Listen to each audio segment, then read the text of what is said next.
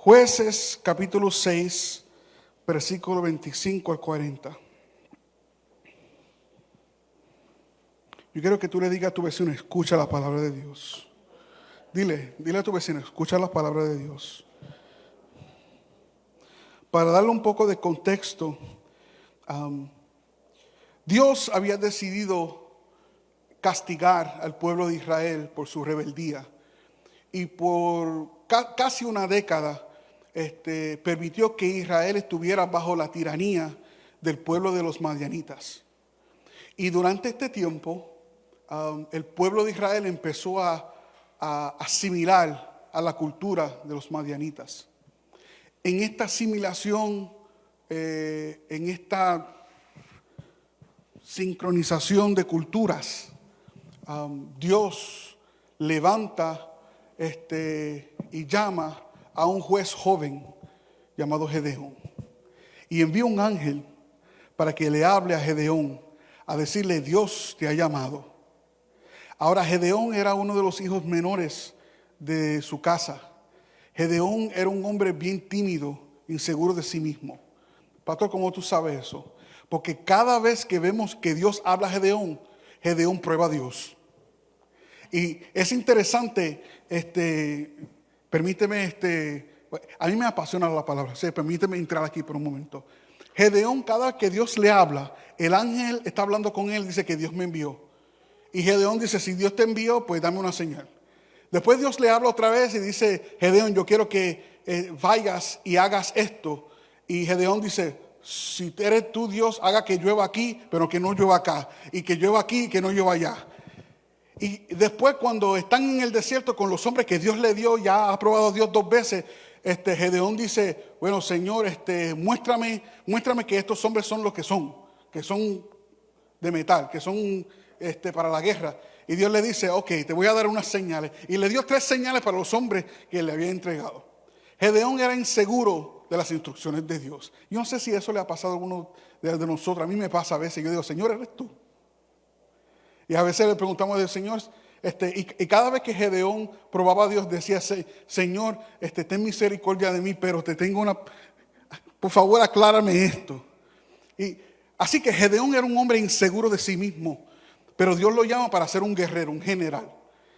Y aquí vemos por primera vez el llamado a Gedeón de comprometerse con la palabra de Dios. El ángel le apareció y el ángel le dio un orden. Y ahora, cuando Gedeón va a acostarse a dormir, Jehová le habla a Gedeón, y esto es lo que Dios le habló a Gedeón. Mira lo que dice la palabra de Dios. Jueces capítulo 6, vamos a leer del 25 hasta el 32. Aconteció que en la misma noche le dijo Jehová: toma un toro del hato de tu padre, el segundo toro de 7 años, y derriba el altar de Baal que tu padre tiene, y corta también la imagen de acera que está junto a él. Y edifica altar a Jehová tu Dios en la cumbre de este peñasco, en lugar conveniente. Y tomando el segundo toro, sacrifícalo en el holocausto con la madera de la imagen de acera que habrás cortado. Entonces Gedeón tomó 10 hombres de sus siervos y hizo como Jehová le dijo, mas temiendo hacerlo de día por la familia de su padre y por los hombres de la ciudad, lo hizo de noche. Por la mañana, cuando los de la ciudad se levantaron, he aquí que el altar de Baal estaba derribado y cortada la imagen de acera que estaba junto a él. Y el segundo toro había sido ofrecido en holocausto sobre el altar edificado. Y se dijeron unos a otros: ¿quién ha hecho esto? Y buscando e inquiriendo les dijeron: Gedeón, hijo de Joás, lo ha hecho. Alguien lo choteó. Entonces los hombres de la ciudad dijeron a Joás: saca a tu hijo para que muera, porque ha derribado el altar de Baal y ha cortado la imagen de acera que estaba junto a él. Y Joás, su padre, respondió a todos los que estaban junto a él: ¿contenderéis vosotros por Baal? ¿Defenderéis su causa? Cualquiera que contienda por él, que muera esta mañana. Si es un Dios, contienda por sí mismo con que él derribó su altar. Aquel día, Gedeón fue llamado Jerobaal. Esto es, contienda Baal contra él por cuanto derribó su altar. Que Dios bendiga su santa palabra. Se pueden sentar. Hoy yo quiero profundizar en esta historia. Y muchas veces se pasa por la historia grande de Gedeón. Gedeón es reconocido. Cuando hablamos de Gedeón, rápido pensamos en los 300 hombres. Tú hablas de Gedeón, y rápido la mente de aquellos que están en la iglesia por mucho tiempo van a los 300 de Gedeón. Y muchas veces se pasa por alto este pasaje bíblico de la primera vez que Dios le pidió a Gedeón que se comprometiera con él. Y aquí vemos una historia entre padre y hijo bien íntimo, de patrones generacionales y un valor para forjar un nuevo camino en la fe. Y aquí encontramos en este pasaje bíblico un día de demolición espiritual en la vida de Gedeón. Hay varias observaciones que quiero hacer aquí. Y la primera observación que quiero hacer, y Dios es un Dios de detalles. El hecho de que hoy sea el Día de los Padres y que vamos a predicar este mensaje y que va coincidentemente con el tema que Dios me había dado el año pasado, eso no es coincidencia. Yo creo con todo mi corazón que esto es plan de Dios. Amén. Así que escucha lo que Dios nos quiere decir hoy, por favor. En esta historia personal y relacional entre padre e hijo, nosotros vamos a ver tres cosas interesantes. Vamos a ver lo que es el compromiso cultural. Vamos a ver lo que es la convicción personal. Y vamos a lo que es romper cadenas y traumas generacionales que puedan existir en nuestro trasfondo. Y lo primero que quiero observar aquí es cuando Dios llama a Gedeón, lo primero que le dice es: toma el toro de tu padre. Mira lo que pide Dios a Gedeón: la herencia que tu padre te va a dejar, los recursos que tiene tu papá, yo quiero que tú los sacrifiques. Lo que un día te va a sostener a ti, lo que un día tú has luchado por tener, yo quiero que tú tomes 2 toros y los sacrifiques. Y no tan solo quiero que sacrifiques tu herencia, tú vas a ir en el lugar íntimo de tu padre, porque la palabra dice que el altar de Baal y el poste de acera estaban en la casa de su padre. Así que eso nos hace entender que la comunidad entera iba a la casa de Joás para sacrificarle a Baal y para darle pleitesía a los dioses de Acera y de Baal. Su casa era el lugar común de paganismo. Y Dios le dice: corta con los compromisos paganos de tu papá y destruye el compromiso de él con la comunidad. Si ustedes son como yo, que crecieron en una casa tradicional de enseñanzas latinos, la honra hacia nuestros padres es algo que se enseña desde muy pequeño. Yo crecí en este país y en el lenguaje de habla inglés no hay una traducción para esto correcto. Pero en español, cuando se le está hablando a una persona de edad o de señorío, con respeto, no se le dice tú, se le dice ¿qué? Usted. Y se le responde con señor, señora. Mi esposa me relaja a veces porque yo uso muchas veces cuando estoy hablando con una persona de edad, yo pongo el don. Don César, don Julio, don Amílcar. Porque cuando yo crecí, A mí me enseñaron que hay que respetar y ponerle título y honrar las posiciones de las personas. Esa es nuestra cultura, nuestra tradición. La cultura hebrea es aún más estricta en sus formas de honrar al Padre, en sus formas de honrar el legado que va a dejar tu Padre. Y en este texto vemos que Gedeón está viviendo bajo la sombra de lo que es el miedo y el conformismo, porque su padre había conformado y había asimilado estas enseñanzas de Baal, y en su propia casa el espíritu que dominaba era: nosotros vamos a hacer lo que los otros están haciendo. Joás, el padre de Gedeón, se había apartado de la ley de Dios. Y él estaba adorando no solamente a Baal, pero asimilando también las enseñanzas de la adoración a la diosa Acera. Y la adoración y el enfoque de todo lo que quería hacer Joás era en su propia casa.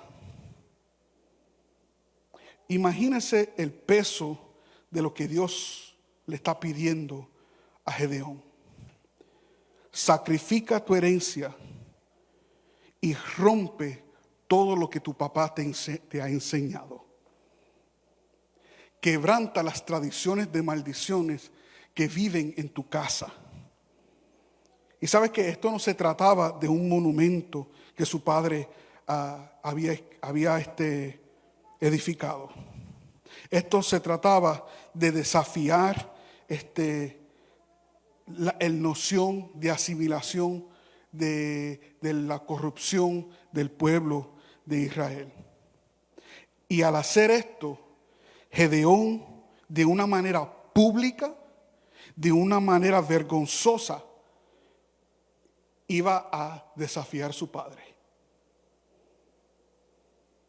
Yo no sé cuántos aquí han desafiado a su padre alguna vez, pero en mi casa, si yo alzara la voz a un decibel que era muy fuerte, a mí me iban a dar una galleta. ¿Sabes lo que es una galleta? ¿A ustedes le dieron de comer de eso también? O un cocotazo. Si mi padre me decía, bótame la basura, y yo decía, bótala tú, venía un cocotazo, venía una galleta. Si mi madre me decía, levántate que es hora de comer, y yo decía, no, me quiero quedar durmiendo, mi mamá, y aunque yo cerraba la puerta, mi mamá rompía la puerta para entrar, y yo dije que te levantara, que hoy vamos a comer. Eso era mi casa. Yo no sé en la casa de ustedes, pero verdad que cuando mami y papi decían algo, tú hacías lo que mami y papi decían. Imagínense la afrenta, la vergüenza que iba a recibir Gedeón de hacer lo que Dios le había mandado hacer. Yo necesito que confrontes a tu padre. Y la reacción de Gedeón de confrontar a su padre es la reacción que quizás tengamos todos nosotros aquí, que es de miedo. ¿Que haga qué con los toros de papi? ¿Que haga qué con lo que papi edificó? Tú te imaginas, aquí está el hermano Amílcar, pasé por la casa de Amílcar los otros días y el hermano Rafi y Amílcar están construyendo algo, un patio, como una extensión de su patio. Imagínese que Ariana por la noche te rompa todo lo que ustedes han construido. ¿Cómo usted se va a sentir? Yo vi a Mica ahí sudando, poniendo todos los postes y Rafi ayudándolo ahí. Imagínese si Ariana por la noche viene y te rompe todo eso y te lo quema. La realidad de este momento, si nos ponemos en los pies de Gedeón, la reacción inicial de Gedeón era de miedo. ¿Qué es lo que tú me estás preguntando? ¿Qué es lo que tú me estás pidiendo? Porque Dios no le está pidiendo simplemente obediencia a Gedeón. Y necesito que el pueblo me escuche. Dios no simplemente está pidiendo la obediencia de Gedeón. Dios está pidiendo su lealtad, su compromiso. ¿Cuán comprometido tú estás, Gedeón, con lo que yo quiero hacer contigo? How committed are you to what I want to do with you? Yo no quiero que sea simplemente un acto de obediencia, porque a tu padre tú le has obedecido toda tu vida. Lo que te estoy pidiendo es fe. Fe para creer que lo que yo puedo darte es más de lo que tu padre te puede dar. Por eso pido que me sacrifiques a los toros. Fe de creer que lo que yo voy a hacer contigo y lo que yo voy a levantar contigo va a ser más poderoso que los dioses de embuste que le está sirviendo a tu papá. El miedo que tenía Gedeón era de decepcionar a sus padres, de ir en contra del corriente de la comunidad, de perturbar las reglas no escritas de la crianza. Cuando yo estudié la psicología, hay algo que es bien prevalente dentro de los ámbitos latinoamericanos, que se llama los patrones generacionales. Son reglas y creencias, comportamientos que se transmiten de generación a generación. Y hasta cierto punto dejamos de pensar, ¿por qué hacemos esto? ¿Por qué abuela hizo esto, mami hizo esto y ahora yo estoy haciendo esto? Y hay patrones generacionales que son buenas, pero hay también patrones generacionales que pueden ser malditas, que nos maldicen. Por ejemplo, mi abuela, mi mamá y yo, mi abuela le cantaba a mi mamá antes de acostarse a dormir. Y era una tradición que todas las noches, antes de que ella se acostara a dormir, mi abuela cogía a mi mamá y le cantaba una canción de la guerra del, qué sé yo, diatre. Pero una canción de un soldado que se había casado, de un soldado que se había ido para la guerra y su esposa que lo estaba esperando, y un día llega un soldado y es el esposo que le había esperado. Una canción de esas románticas de niño para acostarse a dormir. Se llama Señora, yo me voy para Francia. Y mi abuela me lo cantaba a mi mamá. Mi mamá me lo cantaba a mí. Es una canción larga. Un día yo me quedé así con el recording, yo la canté, eran casi 8 minutos, casi 10 minutos, uno cantando la canción al bebé. Por razón dormía en la nena, porque...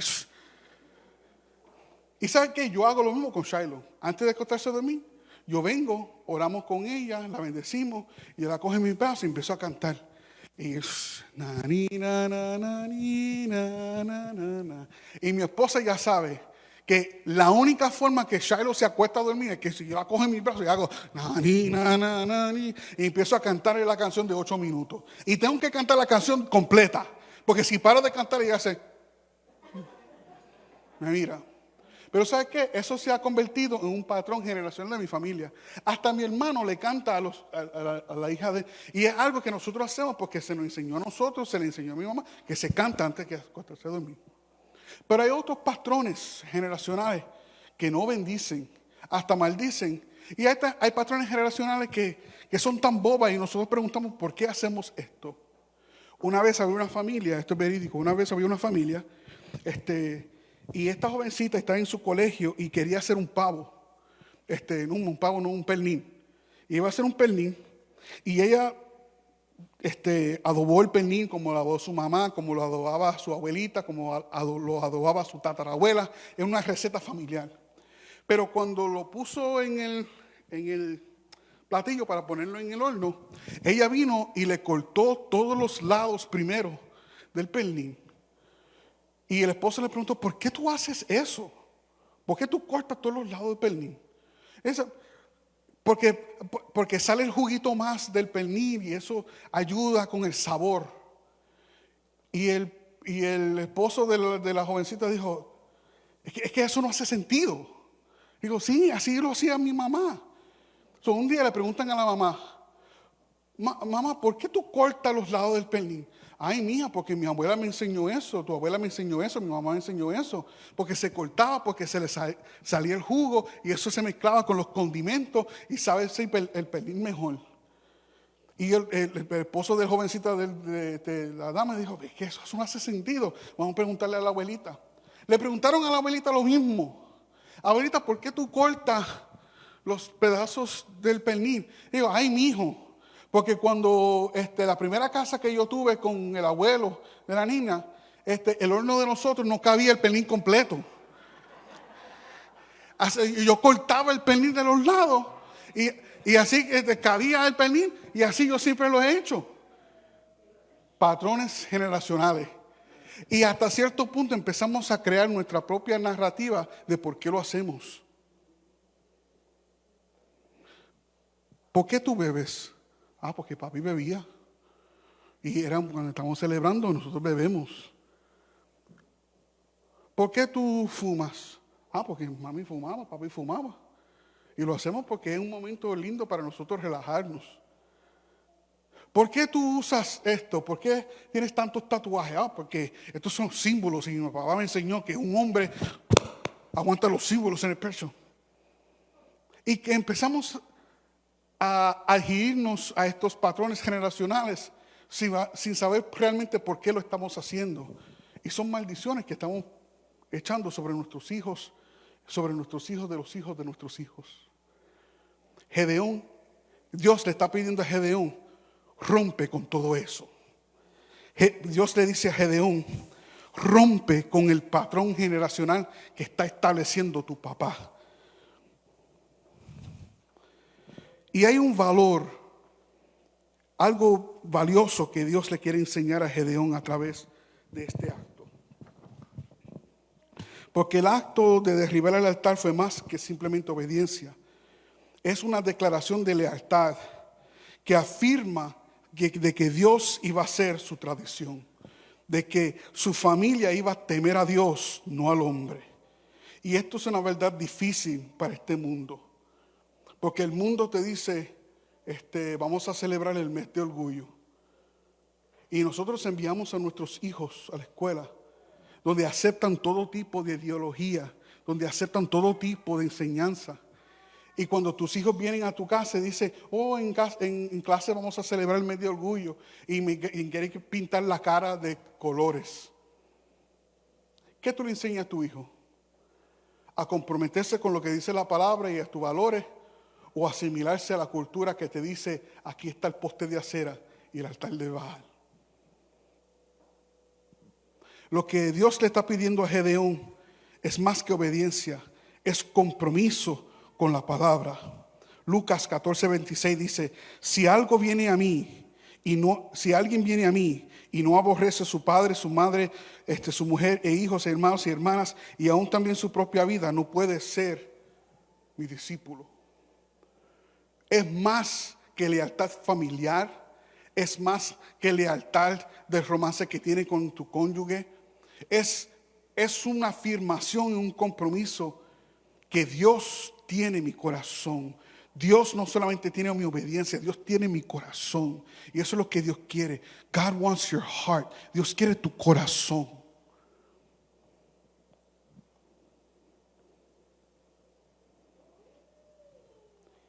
Y aquí vemos que Dios le pide a Gedeón su herencia.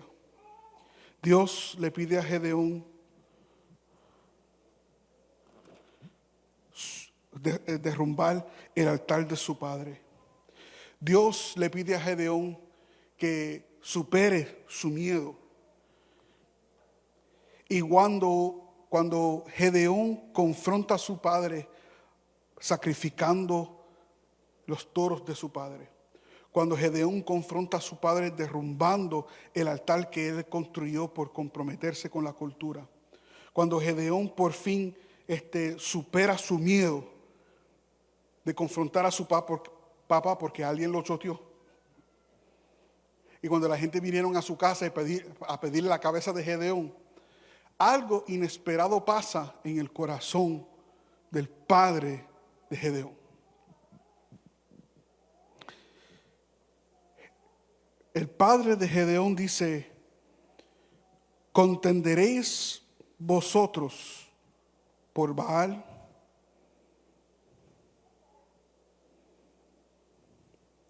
¿Contenderéis vosotros por Baal? Si Él es Dios, que Él defiende su altar. Si es un Dios que contienda por sí mismo, porque su altar ha sido derribado. En este momento algo cambió en el corazón del padre de Gedeón. Se supone que Amílcar estuviera enfurecido, enojado, porque Ariana le tumbó el patio. Pero aquí la Biblia nos muestra cómo fue Dios. Repite conmigo, fue Dios. Esto no fue Gedeón tratando de hacer algo por ira. Y tenemos que hacer esta diferencia. Dios le está pidiendo a Gedeón que haga esto. Dios le está pidiendo a Gedeón que confronte a su padre. No es que Gedeón está haciendo esto para herir a su padre. Gedeón no está haciendo esto para meterle una puñalada en la espalda de su papá. Dios le está pidiendo esto porque quiere que su familia regrese a la ley de Jehová. Y como fue Dios, Dios respalda a quienes Él llama. Voy a decir eso otra vez. Dios respalda a quienes Él llama. Si Dios te llamó, iglesia, reciba esto en el nombre poderoso de Jesús. Si Dios te llamó a derribar los altares que ha creado tu familia, Dios te va a respaldar. Si Dios te llama para quemar las tradiciones que maldicen a tus hijos, que maldicen a tu familia, Dios te va a respaldar. Y es Dios quien va a cambiar el corazón de tu padre. Dios va a cambiar el corazón de tus familiares. Porque quizás ahora te dicen, pero mira que se cree santo porque va a la iglesia y canta. Mira esta que va a la iglesia y viene y ayuda con el pastor, se cree más santa que nadie. Quizás ahora están diciendo esto, pero a quienes Dios llama, Dios respalda. Y Dios te va a elevar, Dios te va a promocionar y Dios te va a defender.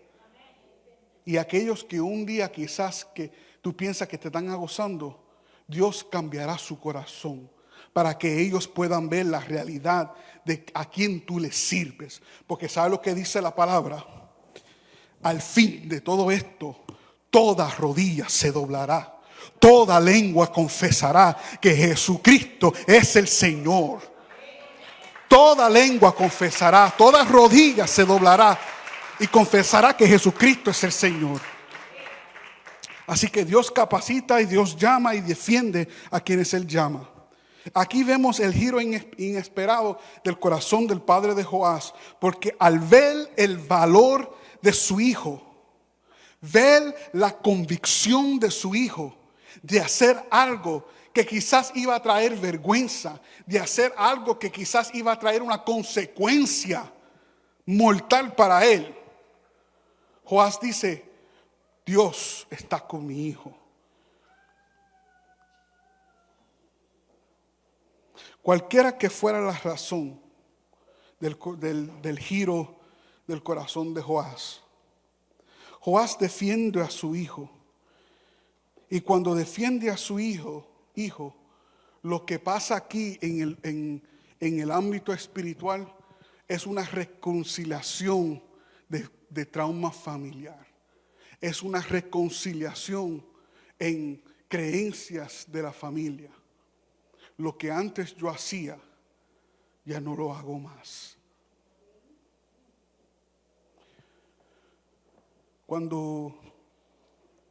Si lo he dicho, perdóname. Pero como soy pastor de la iglesia, ustedes se van a cansar de mis historias. Y yo quiero que ustedes se cansen de mi historia. O sea que mi pastor siempre, ya a estas alturas de conocimiento, yo he tenido un pastor toda mi vida. Por más de 25 años he tenido el mismo pastor. Y mi pastor, con sus historias, con sus cuentos, yo lo sé de memoria. O son parte de mi ADN, las historias, los cuentos, las anécdotas de la vida de mi pastor. Y eso me han bendecido, porque me han llevado a un lugar de conocimiento bíblico a través del testimonio de él. Así que yo quiero que ustedes se cansen de mis historias. Cuando yo tenía aproximadamente de 5 a 6 años, yo tuve un sueño.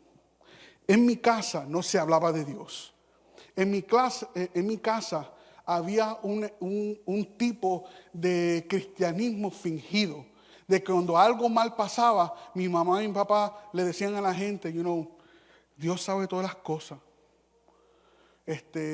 Pero mi papá trabajaba 2 trabajos, casi nunca estaba en casa, y mi mamá era un adicto a las drogas, fumaba, bebían, y mi mamá tenía una lucha constante con el evangelio, porque mi abuela se convirtió y murió meses después de cáncer de seno. Y mi mamá tuvo un rencor de por qué Dios no sanó a su mamá. Y ese rencor mi mamá llevó con ella por muchos años. Y en mi casa no se hablaba de Dios. Un día una señora vino a tocar la puerta de mi casa, esto es una historia verídica, a tocar la puerta de mi casa, y cuando tocó la puerta de mi casa dijo, queremos hablarte de Dios. Mi mamá le cerró la puerta en la cara y dijo, aquí no se habla de Dios. ¡Pum! Y le cerró la puerta en la cara. Así de fría era mi mamá con las cosas de Dios. En mi casa no se hablaba de Dios, ni un crucifijo había. Y a los 6 años, sin ningún conocimiento bíblico, porque nunca se nos enseñó Biblia, sin ningún conocimiento del evangelio, porque nunca fuimos a la iglesia, este niño de 6 años tuvo un sueño del trono celestial de Dios. En mi sueño, yo estaba en un lugar donde era como un templo griego con muchos pilares blancos. Y yo veía un montón de gente vestido de blanco, de rodillas, llorando, adorando, cantando. Y era un momento alegre, no era un momento triste. Yo sentí que era algo alegre. Y yo veía a todo el mundo. Y yo, como soy bien curioso y presentado, yo le pregunté a alguien que yo veía en el piso, ¿a quiénes ustedes cantan? ¿A quiénes ustedes lloran? ¿A quién ustedes le adoran? Y nunca vi el rostro de la persona, porque la persona nunca me miró. Simplemente la persona empezó a exclamar esto: nosotros le cantamos, le adoramos, oramos al Adonai, al león de Judá, al alfa y el omega, el principio y el fin. Y la persona empezó a declarar cosas de los nombres de Dios: al Jehová Rafa, al Jehová Shalom, al Jehová Jireh. Y en ese mismo momento, él me está hablando, yo empecé a temblar. Esto es un niño de 6 años, Yo empecé a temblar. Y en el sueño, de momento, yo empecé a sentir un calor, como cuando uno está debajo de un radiador, algo que te está soplando calor. Yo empecé a sentir eso por todo mi cuerpo. Y de momento, el calor y la emoción del momento me tumbó a mis rodillas. Y incliné mis rodillas, tumbé así de rodillas. Un niño de 6 años, por favor recuerden este detalle. De momento estoy de rodillas y siento que el calor se aumenta. Y cuando miro en la dirección donde están todos mirando, lo único que puedo ver es una luz que más y más se aproxima a donde mí. Y después unas manos que me abrazaron y me dijo: José, yo soy Jesús. José, yo soy Jesús y te usaré para mi gloria. De ese aplauso a Dios. Un niño de 6 años, despierto del sueño. Estoy llorando, atacado, paniqueado. No sé si alguien ha tenido un hijo aquí que está llorando y hace así. Y fue un ataque. Pero yo no estaba llorando de tristeza. Yo estaba llorando de alegría. Y fui corriendo a donde la cama de mi mamá y de mi papá. Y mi mamá y papá me estaban chequeando. ¿Qué pasó? ¿Algo te mordió? ¿Qué pasó? ¿Estás bien? ¿Tuviste un sueño malo? Y no. Jesus hugged me. Jesús me abrazó. Y mi mamá pensó que yo estaba teniendo un fiebre. Y mi mamá chequeó, mi papá me están chequeando. Y digo, no, Jesús me abrazó. Yo vi a Jesús. Jesús me abrazó. Y mi padre me tranquilizó y me dijo, cuéntame el sueño. Le conté el sueño como le conté a ustedes. Y cuando yo llegué al parte donde el hombre me está hablando y me dijo, al león de Judá, al alfa y el omega, el principio y el fin, Jehová Rafa, Jehová Shalom. Le estoy diciendo esto a mi papi. Mi padre se había apartado. Mi padre a los 16 años era presidente de jóvenes aquí en Paterson, New Jersey, en la iglesia de Dios, donde él era el presidente de los jóvenes. Él hacía sus eventos. Mi papi era bien metido en las cosas de Dios. Por esas cuestiones de la vida se había apartado, porque cosas de la vida. Cuando mi papá escucha que su hijo, que nunca ha ido a la iglesia, mi papá cuando escucha por primera vez que su hijo, que nunca se leyeron la Biblia, yo no tenía ni idea de lo que realmente yo estaba diciendo. Mi papá le mira a mi mamá y le dice, Dios habló a nuestro hijo. Porque lo que el nene está diciendo, eso es bíblico. Y nosotros nunca le enseñamos eso. Dios está hablando al nene. Ahí empezó el proceso de mi familia reconciliarse con Dios. Años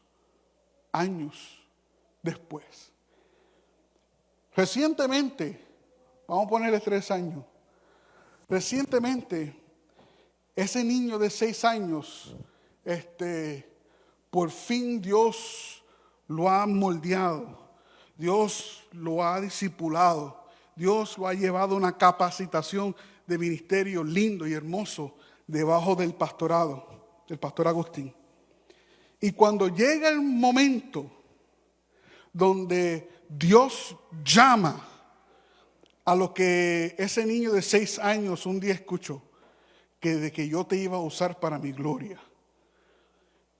Mi pastor me dice, te envío a pastorear la iglesia de New Jersey. Y me dijo, habla con tus padres, habla con tu familia para prepararte, porque te enviamos ya. Mi esposa es testigo. En ese momento, ¿sabe lo más miedo que me dio en ese momento? ¿Le puedo ser honesto? ¿Permite que el pastor sea honesto? ¿Cuánto permite que el pastor sea honesto? En ese momento yo no tuve miedo de cómo lo iba a lograr. En ese momento yo no tenía ningún tipo de miedo de cómo íbamos a alcanzar ir a New Jersey. De vender las cosas, ya yo tenía en mi mente tranquilidad. Vamos a vender todo y nos vamos en un carro. ¿Sabe lo que me dio miedo? Hablar con mi mamá. ¿Sabe por qué? Porque mi mamá, después de mucho tiempo, yo reconcilié mucho con mi mamá. Y mi papá se había enfermado. Mi papá está enfermo. Y mi esposa y yo, fuimos claves en este tiempo de mi mamá, de ayudar con mi papá, ayudarlos a ellos. Cuando las cosas se ponían gris, mis padres nos llamaban. ¿Qué hacemos? José, ¿nos puede ayudar? José, te necesitamos, tu papá te necesita. Cuando mi mamá necesitaba, mi esposa iba y lo ayudaba. Nosotros éramos el ancla. Y cuando mi pastor nos da la asignación, el miedo que yo tenía era, mi mamá no va a tomar esto muy bien. Y nos sentamos en la mesa. Mi amor, ¿tú te recuerdas de esto? Nos sentamos en la mesa y le solté así la bomba a mi mamá. ¡Pum! Mi hermano estaba presente, mi cuñada estaba presente y le solté la bomba. Yo no dije, no fui muy extenso, elaborado. Yo dije, mami, te voy a decir algo en el nombre de Jesús. ¿Sabes? Porque hay que inflar el pecho un poquito. Yo me voy y voy a pastorear la iglesia de New Jersey. Tengo la bendición del pastor, la iglesia me va a apoyar. y vamos allá para establecer casa a Jehová y Dios me va a usar. ¿Sabes lo que mi mamá me dijo? Por poco mi mamá me habla malo. Mi mamá me dijo, tú no vas para ningún lado. Hasta que Dios no me hable a mí primero, tú no te vas. En serio. Y yo dije, no mami, yo me voy. Y que quede claro, yo no necesito que tú afirmes lo que Dios a mí me llamó a hacer. Literalmente, no estoy mintiendo. Por más de una semana mi mamá no me habló. Por casi una semana mi mamá evitó cualquier conversación conmigo. Mi mamá veía la cara del pastor y lo que veía era vamos a ver, ella veía no el cara del pastor, veía como un cara de alguien que le estaba robando su hijo. Y cuando mi pastor se sentó, después de esa semana, a hablar con mi mamá, algo interesante pasó. Mi pastor, hablando con mi mamá, le dijo, pero Eli, mi mamá se llama Eli, pero Dios no le dijo a su hijo cuando tenía 6 años que lo iba a usar. Y no es cierto de que cuando ustedes se reconciliaron a través del proceso del sueño de tu hijo, cuando todo empezó a fluir en tu familia, que tú veías como Dios usaba a José. ¿Verdad que tú no viniste a mi oficina y me dijo a mí, haz de él un pastor, haz de él un ministro? Eli, ¿verdad que tú me dijiste eso? Y con lágrimas en los ojos de mi mamá, yo digo, claro que sí. Digo, pues aquí está Dios haciendo todo lo que Él dijo que Él iba a hacer con su hijo. Y aquí tú estás peleando por el altar de Baal de acera que tú has construido.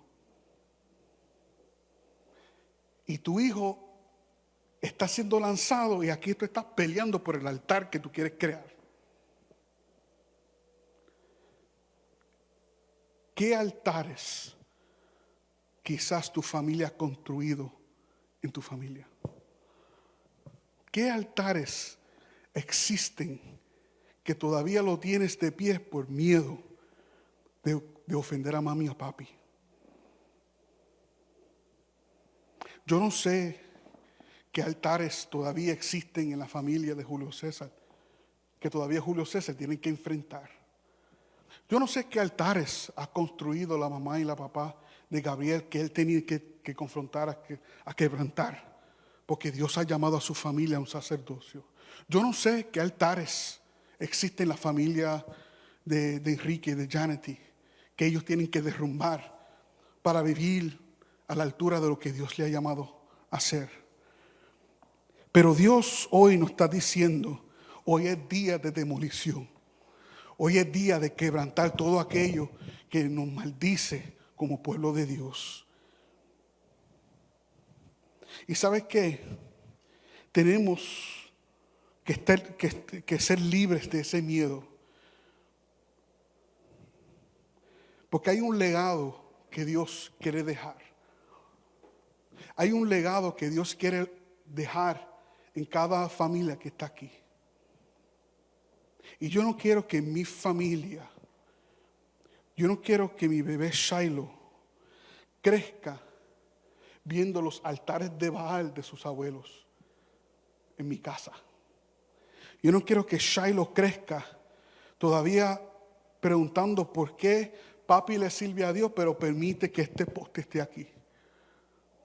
Yo no quiero que Shiloh crezca y cuando ella sea una mujer, ella tiene que lidiar con esos altares.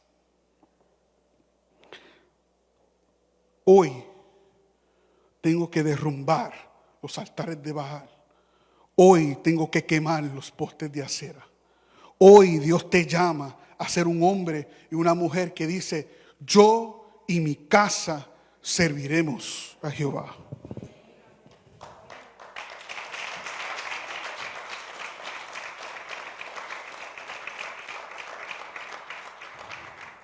Y yo termino con este pensamiento. El legado es muy importante. Cada uno de nosotros, aunque tú lo quieres admitir o no, cada uno de nosotros queremos dejar un legado.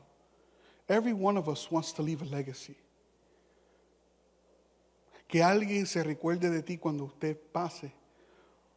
Que alguien se recuerde de las cosas que tú hiciste. Donde quiera que yo estoy bien consciente de esto. Aquí ustedes ven al pastor José Gutiérrez. Pero en este altar, ¿tú sabes quién está conmigo? En espíritu, en idea, en filosofía. Aquí está conmigo un don Ángel Félix, un viejito puertorriqueño que ninguno de ustedes conoce quién es. Pero este viejito de casi 80 años me vio un día tocando en una tienda de música y me dijo, ¿tú eres cristiano? Y dije, sí. Yo te quiero enseñar a tocar bien. ¿Tú me permites ser tu maestro? Un viejito loco que vino a preguntarme eso. Y de momento ese viejito me llevó a su casa. Mis padres me llevaban todas las semanas a la casa de él y me enseñó a tocar. Y la primera pregunta que me hizo don Ángel Félix, ¿quieres ser músico o quieres ser ministro? Y yo, como era un niño, un pelagato que no sabía nada, yo le dije, yo quiero ser músico. Y me dijo, pues entonces yo no puedo ser tu maestro, porque Dios me dijo que yo iba a preparar un ministro. ¿Qué tú vas a ser? ¿Un músico o un ministro? Y yo dije, pues si es el negocio, ministro. Don Ángel Félix murió, pero sigue vivo aún cuando yo estoy tocando este piano. Aquí está conmigo el pastor Efraín Villegas, que fue el pastor de mi pastor, un hombre santo de Dios, un hombre que hasta la ropa que él usaba, cuando él iba a las tiendas, él cogía una corbata, cogía un gabán, y mucha gente lo criticaban al Villegas por esto. Pero cuando cogía su gabán, cuando cogía sus zapatos, él venía y lo tomaba y lo ponía así en el aire. Y se quedaba así en silencio por un segundo o dos, y después lo ponía para atrás y decía, no, esto no. Después cogía otro gabán, lo ponía así, se quedaba en silencio por un segundo o dos, y decía, esto sí. Y cuando mi pastor le preguntó, Villegas, ¿por qué tú haces eso? Él dice, yo quiero usar lo que el Espíritu Santo me dice que está bueno para usar. Y si esto yo sé que no le agradece al Espíritu Santo, no me lo voy a poner. Ustedes dicen, ay pastor, pero eso es emocionalista, eso es fanaticismo. ¿Sabes lo que yo llamo eso? Un hombre que ama a Dios. Un hombre que amaba a Dios tanto que hasta todo lo que él ponía, él quería que reflejara a Dios, no él. Aquí está parado conmigo Efraín Villegas. ¿Sabe quién está parado aquí conmigo? Un pastor Jorge Lavoy. Aquí está conmigo un Roberto Colón. Y ustedes me ven ahí, pero conmigo yo llevo un legado de gente que han bendecido mi vida, que destruyeron altares de Baal, que destruyeron y quemaron postes de acera para que yo pueda servirle a Dios. ¿Qué legado tú le vas a dejar a tus hijos? ¿Qué legado tú le vas a dejar a esta iglesia? ¿Qué legado tú le vas a dejar a Little Falls? ¿Qué legado tú le vas a dejar a Misión La Cosecha en New Jersey? Porque aquí hay niños, aquí hay jóvenes que están todavía peleando por quemar los postes de acera de tu familia. Aquí hay hijos, hay jóvenes, hay niños que yo no quiero que estén luchando con esos altares. Yo quiero que entren en este lugar y que sepan que esta iglesia decidió destruir todo aquello que iba a maldecir su futuro. Hoy es día de demolición. Y voy a pedir a la iglesia que te dé pies.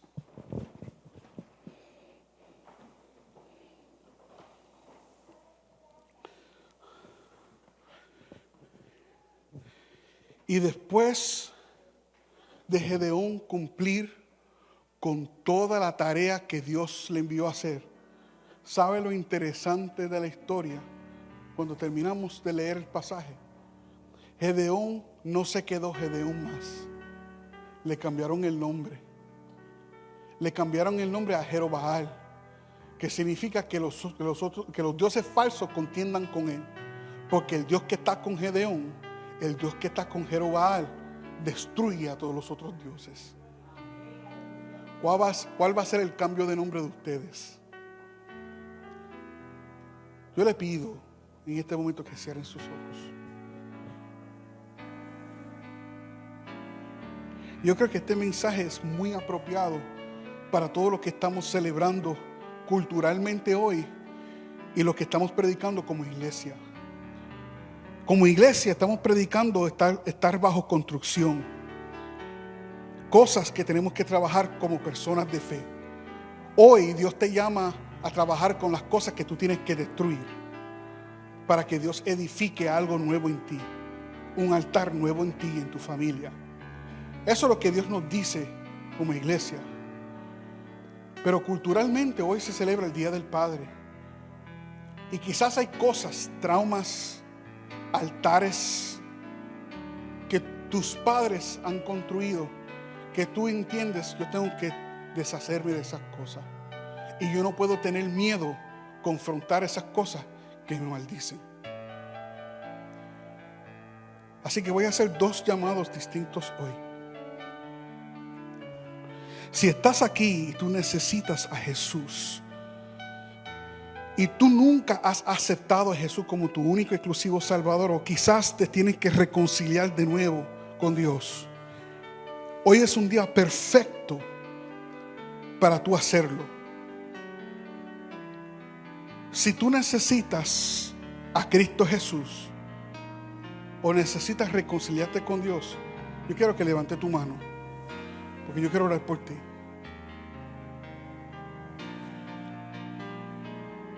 Esto es un momento perfecto para tú decirle a Dios: hago pacto contigo. Y el segundo llamado que hago es para todos que están aquí. Esto no se trata de los padres nada más. Esto se trata de cualquier hombre o mujer que dice que son discípulos de Cristo. Si estás aquí y tú reconoces que hay altares que todavía están edificados, que tú tienes que derrumbar, pues yo quiero orar por ti para que el Señor te dé la fuerza, la sabiduría para poder derrumbar lo que tus antepasados han construido. Puede ser adicción, puede ser corrupción financiera, deuda, crítica. Hay personas aquí que quizás están peleando contra diferentes altares. Yo quiero orar para que el Señor te dé sabiduría para destruirlo. Si ese eres tú, pase al altar y no esperes más, porque queremos orar por ti, para que Dios te ayude a derribar los altares de Baal y los postes de acera que maldicen tu familia. Ven, no tengas miedo. Haz como Gedeón, supera el miedo y ven. En el nombre poderoso de Jesús.